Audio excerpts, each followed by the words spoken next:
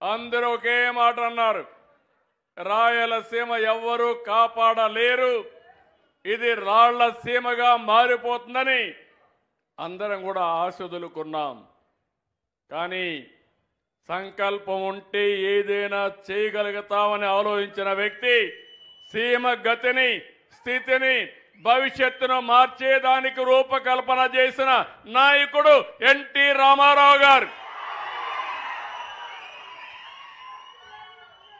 ఆ తర్వాత నేను కూడా ఒకటే చెప్పాను, నేను మీకు అండగా ఉంటా. రాయలసీమ రాళ్లసీమ కాదు, రాయలసీమ రత్నాల సీమగా చేసే బాధ్యత నాదని నేను చెప్పి ఆ ఉక్కు సంకల్పంతో ముందుకు పోతున్నాం. ఈరోజు మీరు ఒక్కసారి చూస్తే నీళ్లు ఇస్తే రైతులు ఇక్కడ బంగారం పండిస్తారు.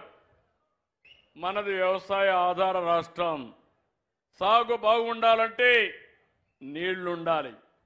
అందుకే సాగునీటి ప్రాజెక్టులకు ఎక్కువ ప్రాధాన్యత ఇచ్చాం.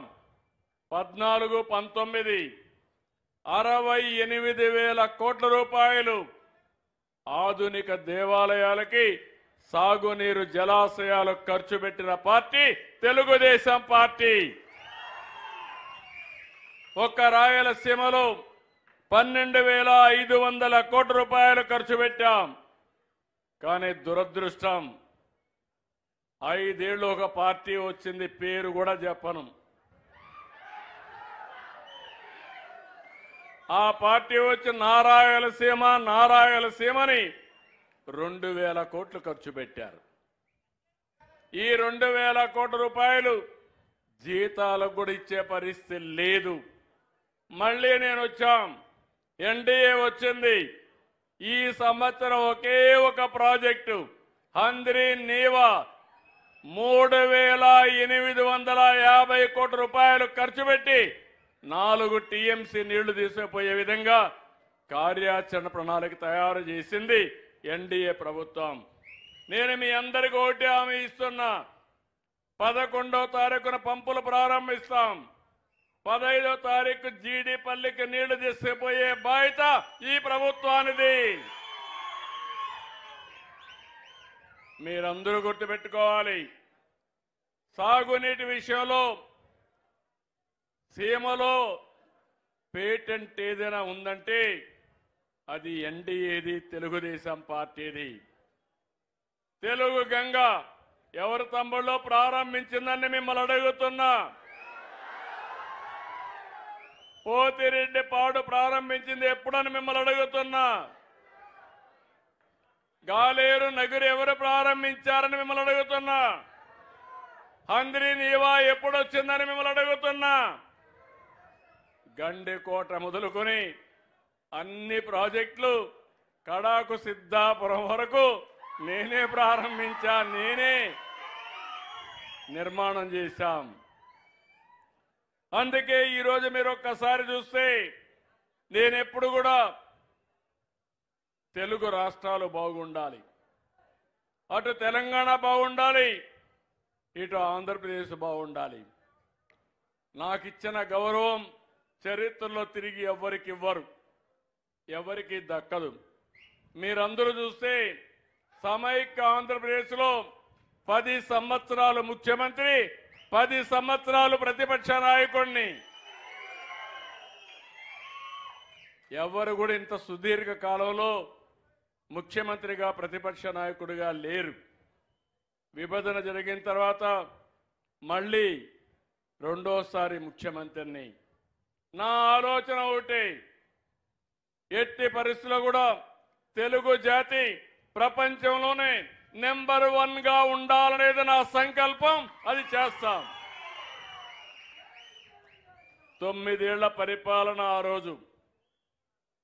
హైదరాబాద్ ఈరోజు చూస్తే తెలంగాణ రాష్ట్రానికి తలమానికం. 70% ఆదాయం హైదరాబాద్లో వస్తుంది. అదే సమయంలో దేశంలోని ఎక్కువ తలసరి ఆదాయం వచ్చే రాష్ట్రం తెలంగాణ రాష్ట్రం. అంటే అది ఆ రోజు మనం అభివృద్ధి చేసుకున్నాం, అది కొనసాగిస్తున్నారు. కానీ మన రాష్ట్రానికి వస్తే 5 ఏళ్లు రాష్ట్రాన్ని విధ్వంసం చేశారు, పూర్తిగా నష్టం చేశారు. నేను 4వసారి ముఖ్యమంత్రి. మీరందరూ గుర్తుపెట్టుకోవాలి, చెడిపోయిన వ్యవస్థని సరిపెట్టడానికి రాత్రింబగుళ్ళు పనిచేస్తున్నా నాకు 24 గంటలు సాలడం లేదు తమ్ముళ్ళు. ఆ విషయం మీరు గుర్తుపెట్టుకోవాలి.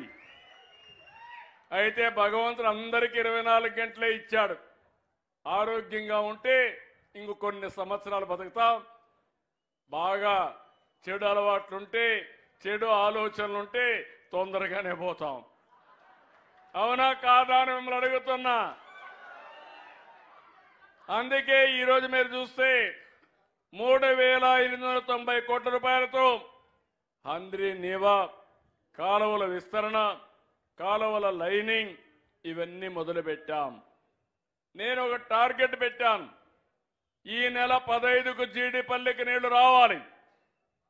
అక్కడి నుంచి PABR కానీ అక్కడి నుంచి మిగిలిన ప్రాజెక్ట్స్ అన్ని పూర్తి చేసి కింది వరకు నీళ్లు తీసుకెళ్ళాలి. ఇవన్నీ కూడా 30వ తారీఖుకి దగ్గర కుప్పానికి నీళ్లు తీసుకుపోయే కార్యక్రమానికి, మదనపల్లి వరకు నీళ్లు తీసుకుపోయే కార్యక్రమానికి శ్రీకారం చుట్టాం. ఈరోజు మీరు ఇంకొక పక్కన చూస్తే ఇక్కడ ఉండే నీళ్లు సముద్రంలోకి పోయే నీళ్లు. ఈ విషయంలో అందరూ గుర్తుపెట్టుకోవాల్సిన అవసరం ఉంది.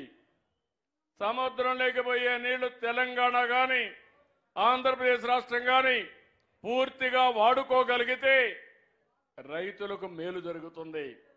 అదే నా ఆలోచన. ఈరోజు నీళ్లన్నీ ఉన్నాయి.